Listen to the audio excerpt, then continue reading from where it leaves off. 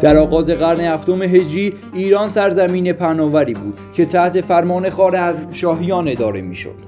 دولتی که از ماورالنهر تا خلیج فارس گسترده بود و پادشاهانشون خودشون رو وارث اصلی ایران زمین معرفی می‌کردند. اما در همون زمان در سرزمین‌های شرق ایران، در سرزمین‌های سرد و کوهستانی، نیروی جوانی به اسم مغول‌ها در سرزمین مغولستان در حال رشد بود.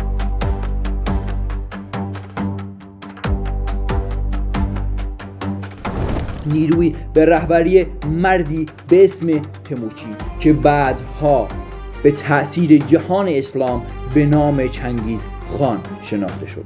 این داستان روی دو جهان متفاوت است: جهان اسلام در اوج قدرت و جهان مغول در آغاز طوفانی سهمگین.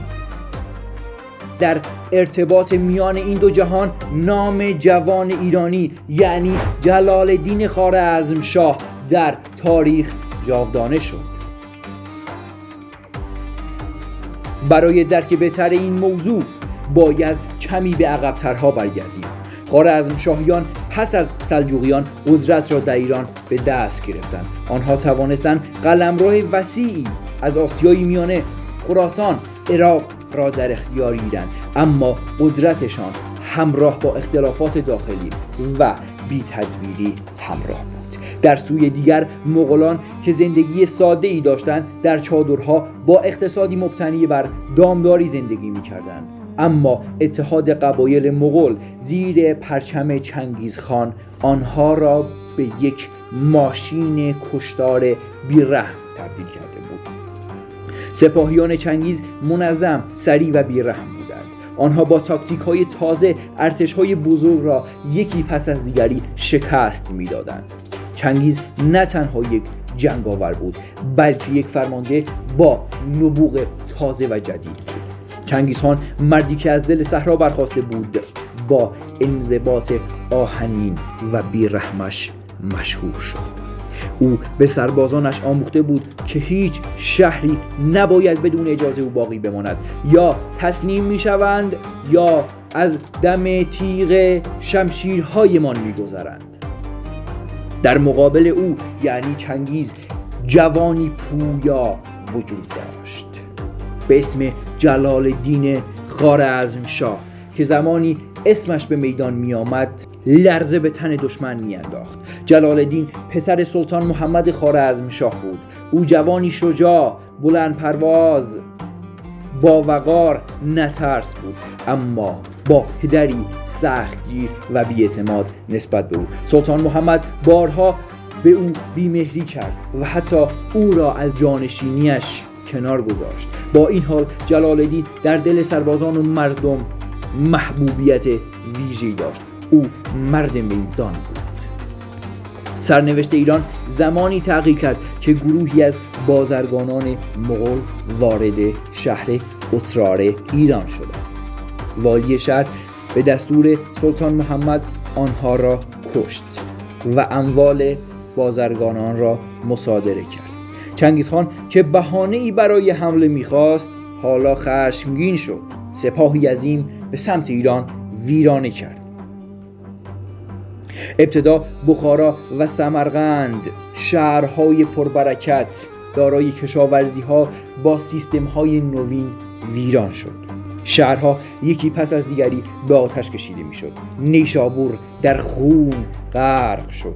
مردم قتل عام شدند و مغولان نشان دادند که از هیچ جنایتی آبایی ندارند. سلطان محمد خوارزمشاه به جای مقاومت شهر به شهر فرار می‌کرد تا سرانجام در جزیره‌ای در دریای خزر جان داد و پس از او پسرش جلال الدین باید به این طوفان رسیدگی می‌کرد. با مرگ سلطان محمد جلال الدین رهبری را به دست گرفت. او بلافاصله دست به سازماندهی سپاه زد و تصمیم گرفت برخلاف پدرش به جای فرار بجنگد.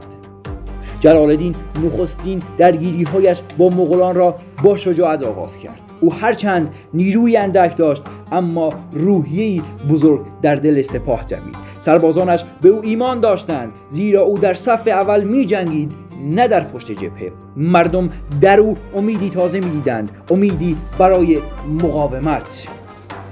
سال 618 هجری سرزمین پروان در افغانستان امروزی، اینجا قرار بود سرنوشت رقم بخورد. جلال الدین با حدود 30,000 سرباز در برابر سپاه مغول ایستاد. مغولان با تجربه و مجهز بودند، اما جلال الدین تاکتیکی هوشمندانه به کار برد. او با استفاده از زمین کوهستانی راه‌های مانور مغولان را بست. سربازان ایرانی با شجاعت جنگیدند. نبردی سخت و خونین در گرفت و سرانجام در کمال ناباوری سپاه مغولان شکست خورد. این اولین شکست سهمگین مغولان بود که ترسی عظیم در دل چنگیزخان مغول انداخت.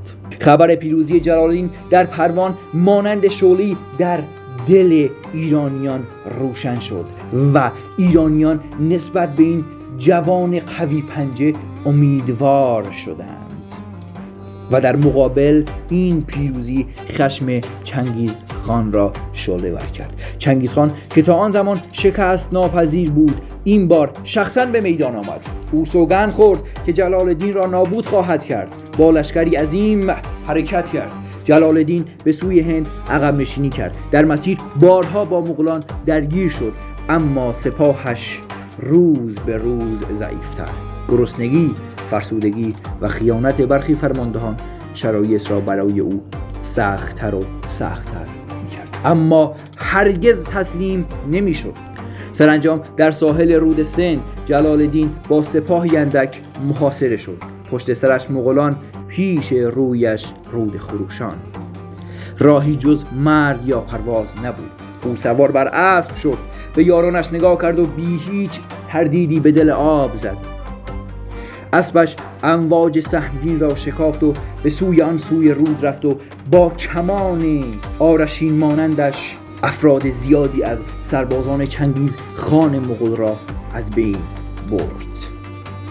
چنگیز خان از فراز صحرا نظاره گر این صحنه بود. او که دشمن سرسختش یعنی جلال الدین را میدید، او را تحسین میکرد و گفت اگر 10 فرمانده مانند این جوان پویا داشتم، من تمام جهان را فتح میکردم. خوشا به حال پدری که چون این پسری دارد. جمله‌ای ماندگار از چنگیز خان مغول که در تاریخ ماند. جلال الدین پس از آن به هند رفت. سپس دوباره بازگشت و کوشید بار دیگر علیه مغولان قیام کند، اما بی پشتیبانی مردم و بازرگانان تلاش‌های جلال الدین را ناکام گذاشت. سرانجام در کردستان به دست کردهای محلی کشته شد، اما یادگار و نام نیک این بزرگ مرد، این جنگجوی عظیم در تاریخ ماندگار شد.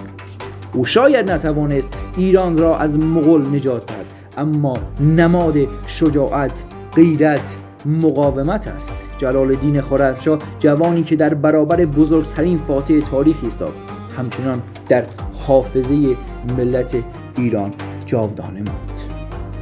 به نظر شما اگر که پدر جلال الدین از او حمایت می‌کرد و سربازانش را در اختیار جلال الدین خوارزمشاه قرار میداد، آیا تاریخ سرنوشت دیگری داشت یا خیر؟